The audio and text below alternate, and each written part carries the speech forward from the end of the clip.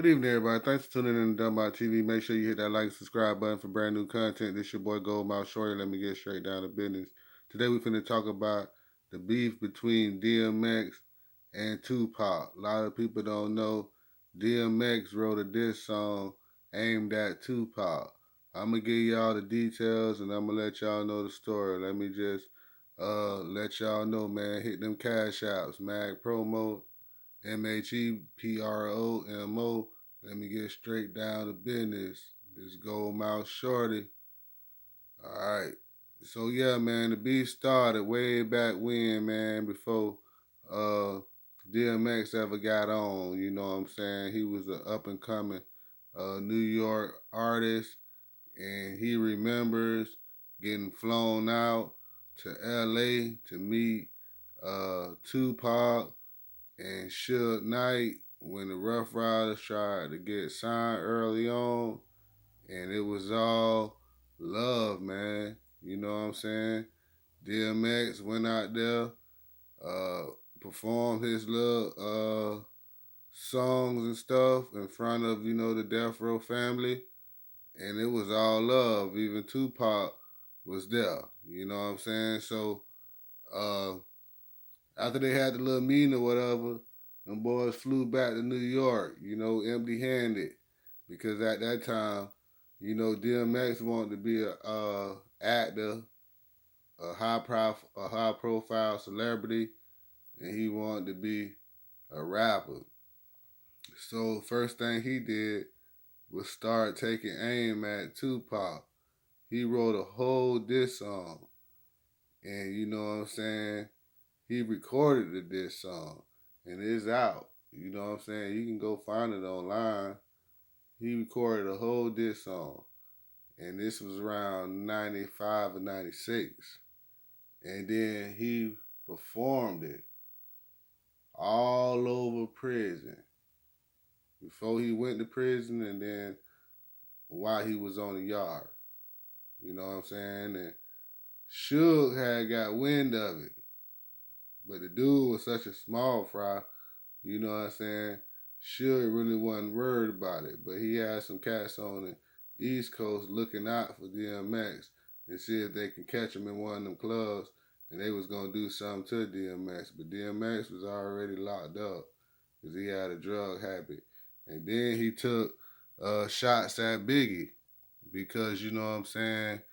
Biggie really never liked the DMX, and DMX knew that because DMX remember meeting Biggie for the first time, and when he walked off in the club, he seen Biggie from afar, and Biggie was laughing and having all these jokes and stuff, and then when DMX walked up, Notorious Big got serious and started being like some type of mob figure, Gambino crime family, drug kingpin operator or something. He became bossed up. So DMX was like, man, that was kind of weird, man. This dude was just laughing. Then when he saw me, he get all serious and stuff and put on his poker face. So, you know what I'm saying? DMX went back to the studio and started making raps against Biggie because he didn't respect none of this, none of the who the rap called the Kings. You know what I'm saying? He didn't like Biggie. He didn't like Tupac. So he would start making diss songs against him. And the whole time, he was cool with Mace. And then a lot of people already know Mace and Biggie didn't get along. They was on the label, but their crews didn't really get along. You know what I'm saying? But he was cool. DMX was cool with Mace though, and the Locks, because at that time the Locks was finna. They didn't come over right away while Biggie was living, but you know what I'm saying. They was getting ready to lead, shake the spot, because Mary J. Blige got the Locks on. You feel me? To Puffy, and then that's how Yonkers got on, and then DMX went to perform. Cause when the locks got on, they was like, man, you need to go check out my homeboy DMX. So when DMX tried to rap, they was like, nah, your voice too deep. You know what I'm saying? We can't do nothing with you. So, you know what I'm saying? DMX had to watch his little homies blow up in front of his face from the block. You know what I'm saying? So he didn't like that. So he went back to square one and he was like in the lab, man. You know what I'm saying?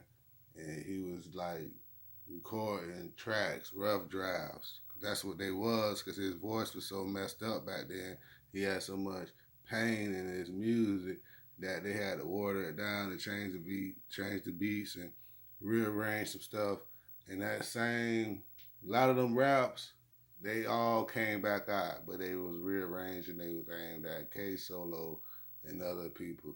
But those are the same rhymes. You know, like the first 15 raps that DMX had, all of them went on this project.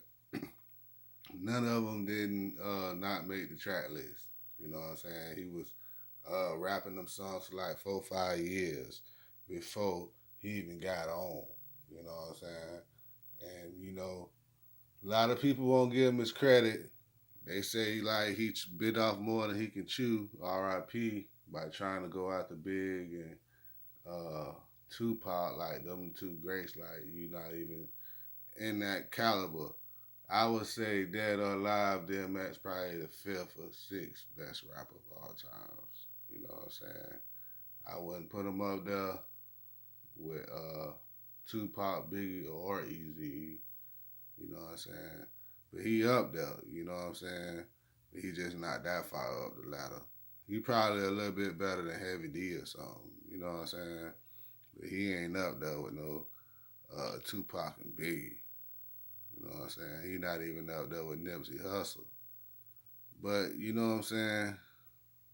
I'm just saying this was history.